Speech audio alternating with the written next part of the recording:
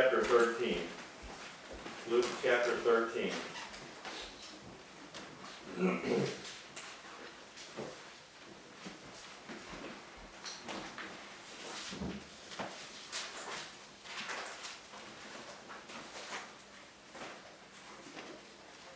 Most churches in America, especially any bigger church, will have Sunday school, an hour of Sunday school before they have the actual church service.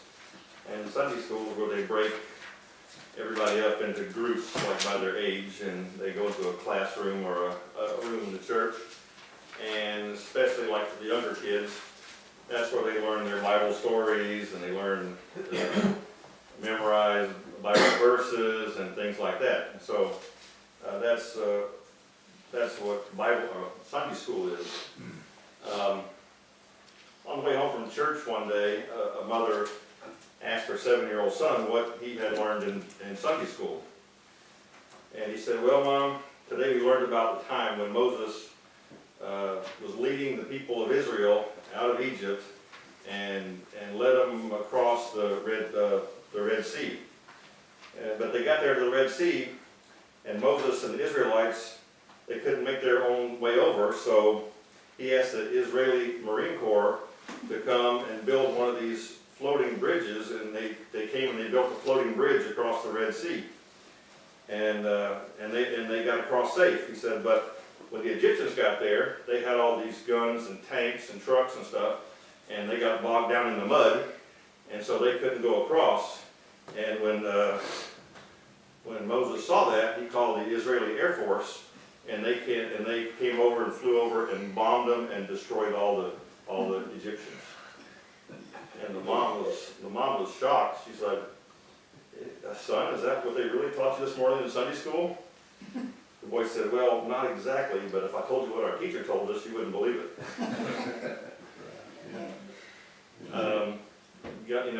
Jesus and God, and then when Jesus came and performed all kind of unbelievable miracles. And there's one I want to look at this morning, or this evening, I guess it is now. And let's see. Let's start reading it here in Luke chapter 13 and verse 10. It says, "And he was teaching in one of the synagogues on the Sabbath. And behold, there was a woman which had a spirit of infirmity 18 years, and was bowed together, so could in no wise lift up herself. And when Jesus saw her, he called her to him. And he said unto her, Woman, thou art loosed from thy infirmity. And he laid his hands on her, and immediately she was made straight, and glorified God. And the ruler of the synagogue answered with indignation, because that Jesus had healed on the Sabbath day, and said unto the people, There are 6 days in which men ought to work. In them therefore come and be healed, not on the Sabbath day. The Lord then answered him and said, Thou hypocrite, doth not each of one of you on the Sabbath loose his ox or his ass from the stall, and lead him away to watering? And ought not this woman, being a daughter of Abraham, whom Satan hath bound, lo, these 18 years, be loosed from this bond on the Sabbath day? And when he had said these things, all his adversaries were ashamed, and all the people rejoiced for all the glorious things that were done by him." We'll stop right there. So, this is the time when Jesus was on earth and in his ministry, and he was going around from village to village and town to town, city to city, and he was teaching and preaching. And on this occasion, he performed a miracle. He did lots of miracles, but this is an occasion where he performed a miracle, and he healed a woman who had been crippled for 18 years. And there was a huge crowd gathered at this synagogue to see Jesus. It says in the chapter before, in chapter 12, it says, There were gathered together an innumerable multitude of people, insomuch as they trode one upon another. So it says there were so many people there you couldn't even count them. And they were so packed together there to see Jesus that they were stepping on each other and knocking each other down. So you have a lot of people here, a lot of different types of people here. And each person that was there had their own point of view as far as what was going on. This situation, this thing that happened that day, each person there had their own point of view of what was going on. That's like how they interpreted what they saw that day.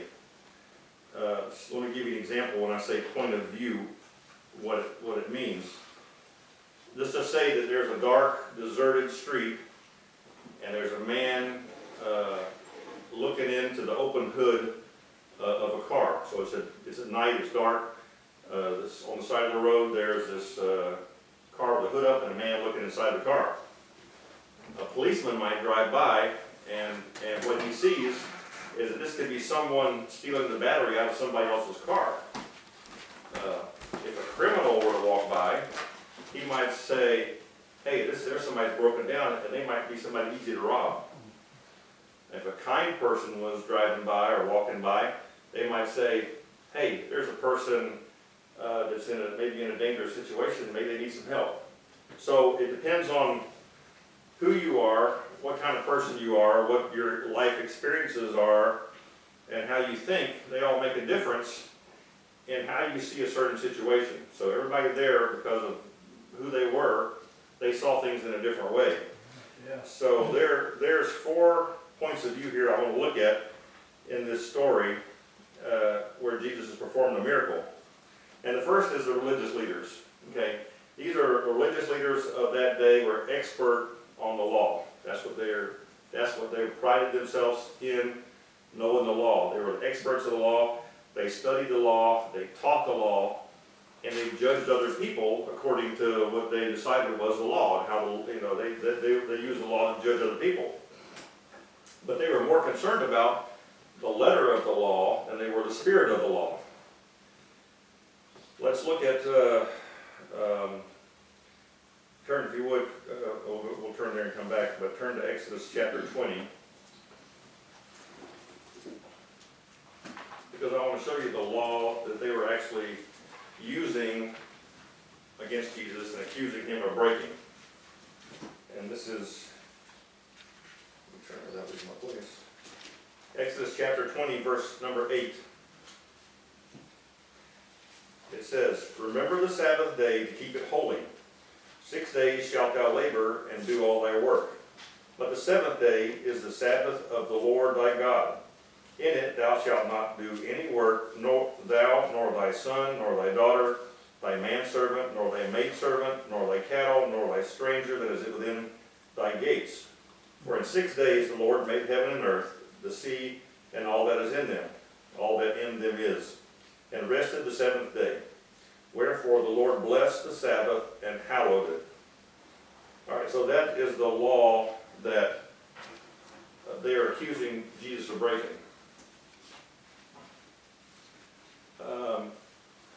Let me tell you how concerned these people were about breaking the law. I mean, the law was everything that they did and everything did, but as far as, like I said, they cared about the letter of the law, not the spirit of the law. So let me tell you about how concerned they were themselves about keeping the law. You see, since they were the ones that interpreted the law and gave it to the people, they could also make rules relating to the law to how they wanted them for themselves. And some of their laws some of their interpretations of the law and some of their rules seem pretty crazy. And the Sabbath is just one example of how ridiculous this got. The rabbis allowed animals to be tied up so they couldn't run away from your home or whatever. They allowed animals to be tied up. But they said only certain knots could be used because some other knots might require too much work. So that's how some of these rules were. They didn't make sense, and for whatever reason that they decided, they could make these interpretations of what the law meant. Because the law said you're not supposed to work, and they could decide what was work and what was not work. In verse number 12, or verse number 15 we just read, Jesus referred to them watering their animals. Well, these religious leaders had found creative ways to water their own animals without breaking the limits of Sabbath travel. See, back then, the part of the law was that you couldn't travel more than what was about a kilometer from your home. And so sometimes maybe the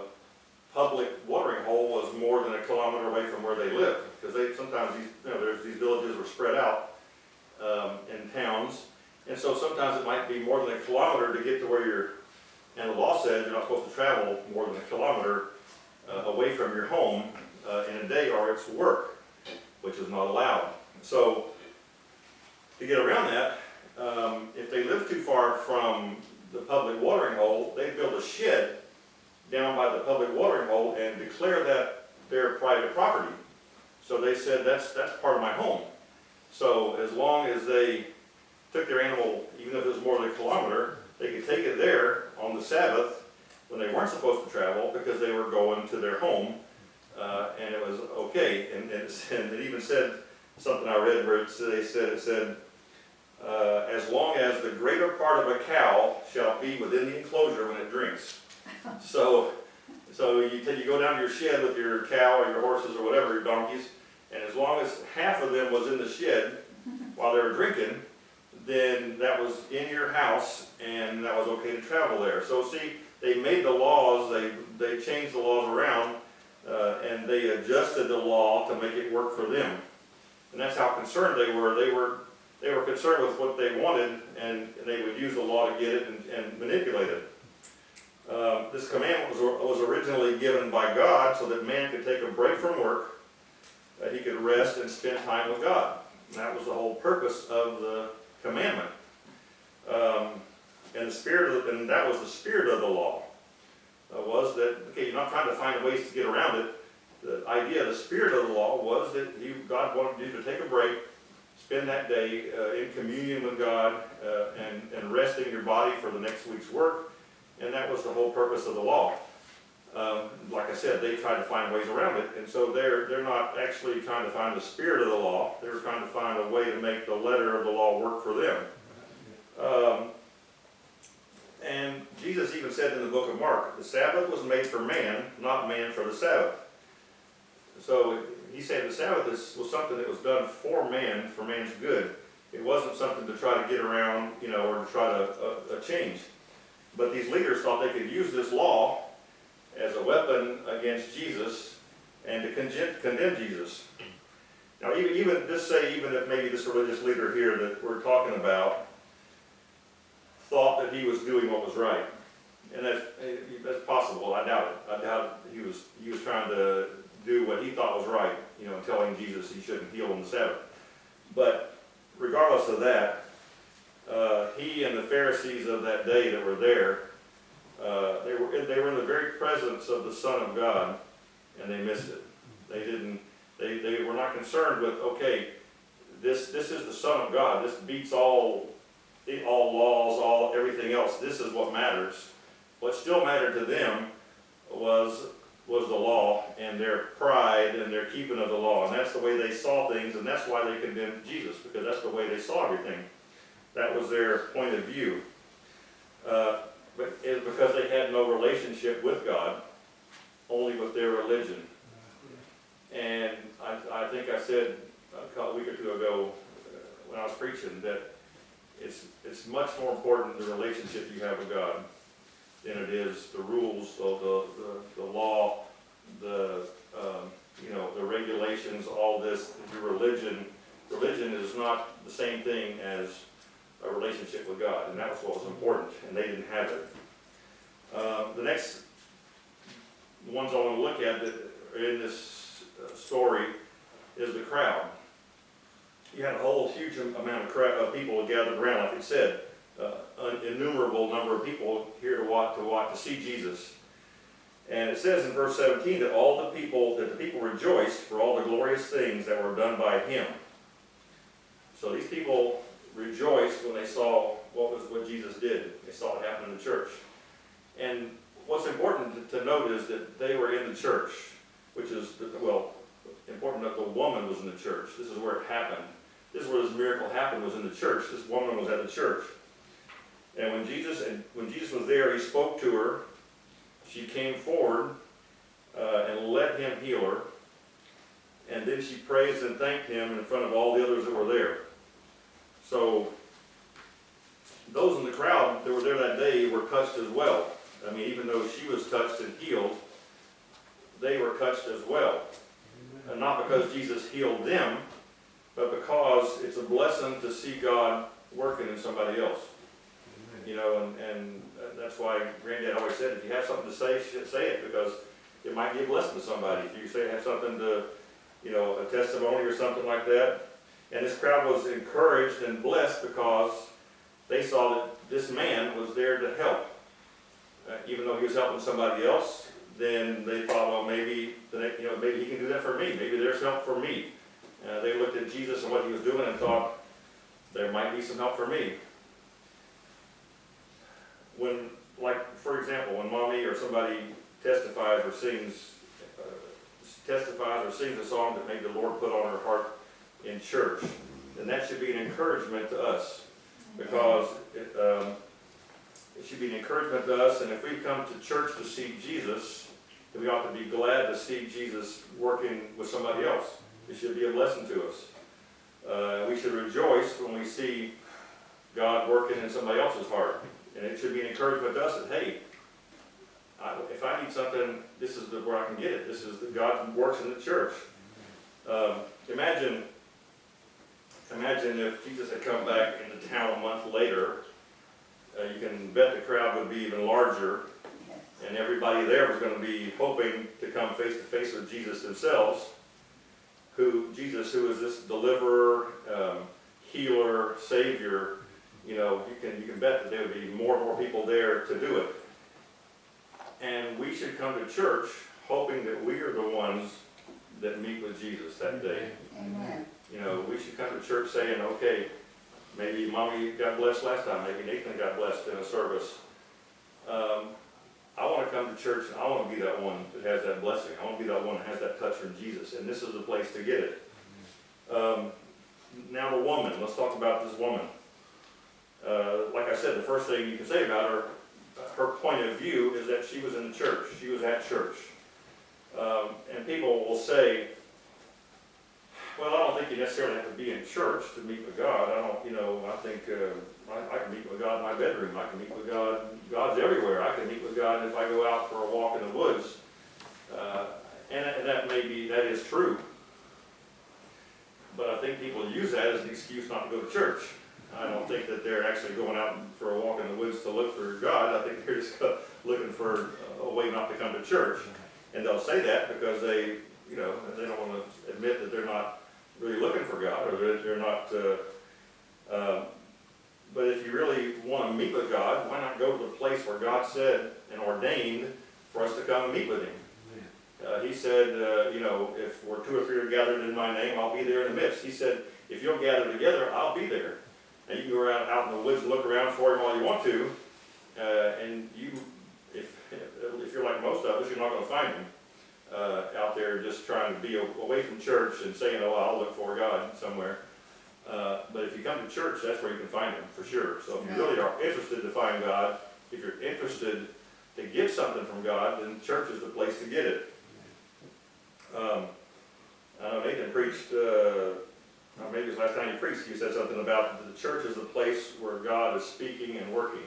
And that's the truth. That's the place, God may be everywhere. But if you want to go to where the Bible's being preached, His Word's being preached, where He promised that He would be here with us, this is the place where He speaks and works. And if you really want to get a hold of God or be with God, then this is the place to go.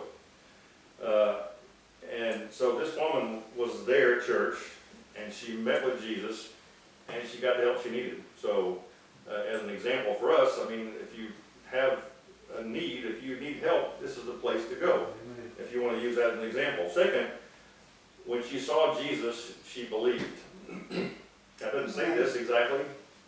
She came forward when He called her. It doesn't say in here that she believed. But I believe that she did have faith, that this man must be the Son of God, and He could help her. I know that in other places Jesus told others when He healed them, He said, your faith has made thee whole. Amen. So I believe that her faith made her whole. Doesn't say it here, but everywhere else, most other places where Jesus healed somebody, He said, your faith has made you whole. Right. And so I believe that she did have some faith. And talking about her point of view, Jesus said that this woman was bound by Satan. And I thought about, as I was looking through this, about her point of view. It says that she was bowed in half. Okay, so you know, you've seen people, I've seen people, I just saw somebody the other day, I was going into town and walking there along, in front of these nice buildings there along on Maya Boulevard as you go past the ball fountain and going towards City Park. There's a little skinny little old lady who was about like this, walking down the road, you know, and that must have been the condition of this woman here, maybe worse, bowed over like that. And I thought about her point of view. For 18 years, her point of view had been dirt roads and people's feet and bugs and dust and animal droppings. That had been what her point of view for 18 years. For 18 years, she probably had never been able to look at herself in a mirror. She hadn't been able to look at her children in the faces. So this was her point of view for 18 years. Now can you imagine the day that Jesus comes by and he touches her, raises her up, how much her point of view changed on that day? Okay, I mean, she had gone from, you know, like I said, looking at the ground, looking at the dirt, and now everything looked good to her. She had, and not to mention how she must have felt inside when Jesus, the Son of God, had come and touched her and done that for her. How different was her point of view now? And the last thing I want to say about her is that she glorified God. That's the first thing he says about her. He healed her, and she glorified God. If you've ever seen the condition that you're really in, if you ever realize that you're bound in sin and going to hell because of it, or if you've ever seen that you're missing out on all the good things that God wants to do for you in this life, then you'd be rejoicing too if you met Jesus. That's the thing. We have to understand. See, this woman there. She had no way to deny her condition. She had. I mean, you could look at her. There's no way she could say she wasn't miserable and unhappy and all that. You know what I mean? And but we want to pretend that everything's okay. We want to pretend we don't need God. She couldn't say that. I mean, there was nobody who was going to help her but God. And so, that's the difference in this woman, how her point of view changed when she met with Jesus. And then I guess I want to look at Jesus, who was the other person that was there, and his point of view. It says that when Jesus saw her, he called her to him. I think when he looked across the crowd there, he saw her, and saw her with eyes of compassion. And he was touched by her infirmity. I think it wasn't just, I don't think he just saw an opportunity to show off his power. I think he was moved by seeing her and seeing her condition and seeing how miserable she was. And I think he saw that she was hurting. I think he saw that she was suffering and that she was miserable and that she needed help. And so I think that was the reason he called her out and said, come here. There's all the kind of people, I'm sure there's plenty of other people in that crowd that could have used some help. But I think when Jesus saw how deeply she needed help, he was moved. And the thing about it is that Jesus didn't see her, and I'm talking about this point of view, about seeing the situation and how you look at it. Jesus didn't see her like everybody else did. I think that the crowd probably saw her, oh, this is that crippled woman. She maybe was a beggar because she probably couldn't do anything else. She was probably poor, and they probably saw her as somebody who was not like them. You know what I mean? They maybe felt bad for her, but they just see her as somebody that's everything's bad with, and thank God it's not me. And that's probably the way they looked at her. You know, and the religious leaders probably looked at her and saw, well, this is a woman who's probably broken the law. She's probably a sinner. That's probably, she's being punished, and that's probably why she is, because she's not as holy as we are. They looked at it from their pride and from their thinking that they're doing so well by keeping the law. And so they probably looked at her and said, wow, what's he even talking to her for? Because she's a sinner and she's a, you know, but Jesus saw her as someone special. He even said, he referred to her as the daughter of Abraham. And that was not, it was used a lot in the lineage of the Bible, talking about the line from the promise of Abraham to the king, to the coming king, Jesus Christ. And so by saying to her, by pointing out to the crowd and to the ones that were saying, oh, what are you doing? He's pointing out to her, listen, this woman is special. This woman is one of God's chosen people. Just because she has problems doesn't make her any less a child of God. And she's come from this line, this family line of greatness. I mean, in her lineage, in her family tree, you got, Jacob and Isaac and David and Solomon and all these great men of God and these great people that God did so many things for in the Bible. And she's part of that. He wanted them to know, even the least of these people, to me, is special. And so Jesus also saw her as someone that needed to be freed from her bondage, that needed to be free from this bondage that Satan had put on her. So in other words, when Jesus looked at this woman, he saw her in the same way he sees you and me today.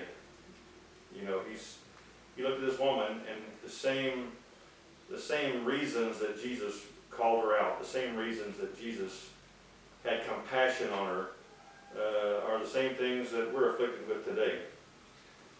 He saw her as someone who the devil had bound in sin and shame and guilt and pain and humiliation, which is where we are. This is the place we are, especially if we're not saved.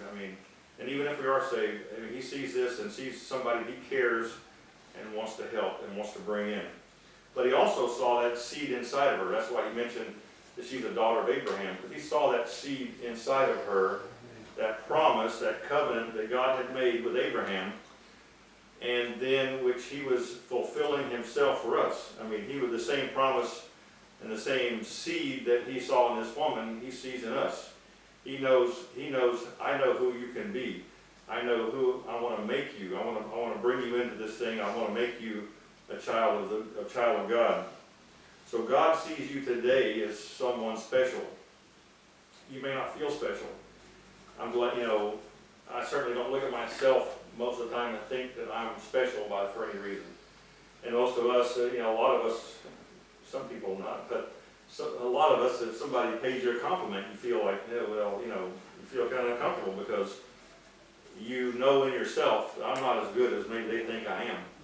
I know I'm not that good. And so they don't, God sees you as someone special. He doesn't see you, thankfully, the way others see you. And he doesn't see you even the way you see yourself. And I'm thankful for that.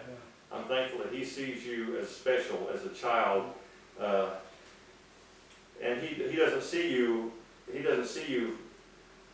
as someone bound by Satan. He sees what he wants to make of you, what he wants to do with you.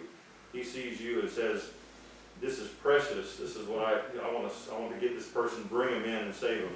And if you're not saved, he sees what he can do with your life, what he wants to do with your life. It reminds me of that song, I'm so glad he sees what I don't.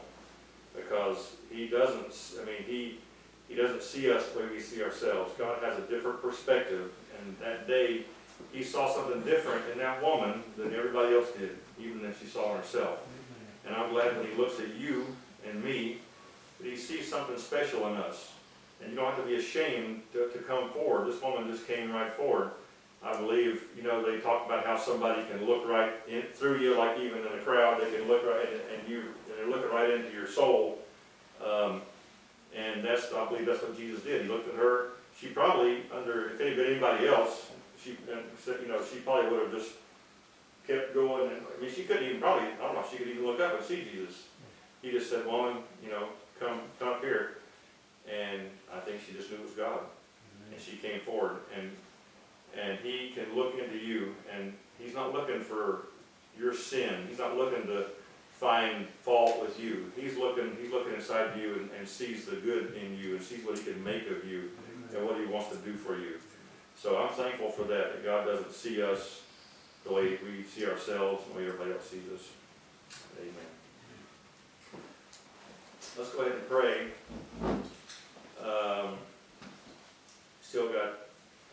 I haven't heard any, since I guess the last service, I haven't hardly talked to anybody and heard much about anything, so I don't know any reports of these other people that we know of that have been sick. Sandy says that prices are coming back. I pray they'll have a safe trip back and a good trip back. These other folks, I have not heard any reports on any of the ones that are back that have COVID, that if anybody's better or worse, I hope they're better, and we need to pray for them.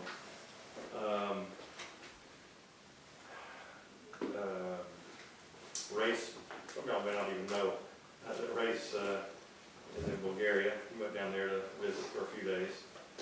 He keeps things kind of secret, so he didn't say much about anything, so you never know.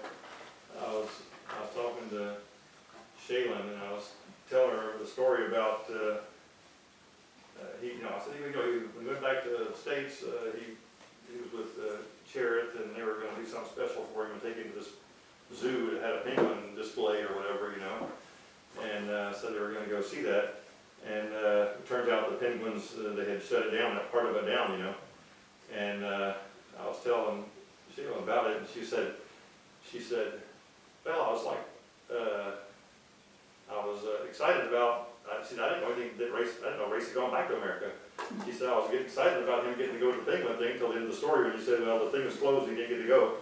So Race doesn't give out a lot of information, so pray for him while he's down here visiting in Bulgaria. Anybody else have anything they want to mention? Any requests?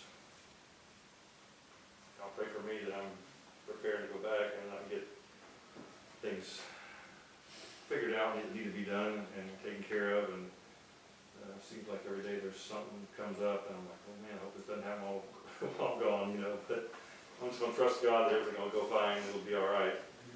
So.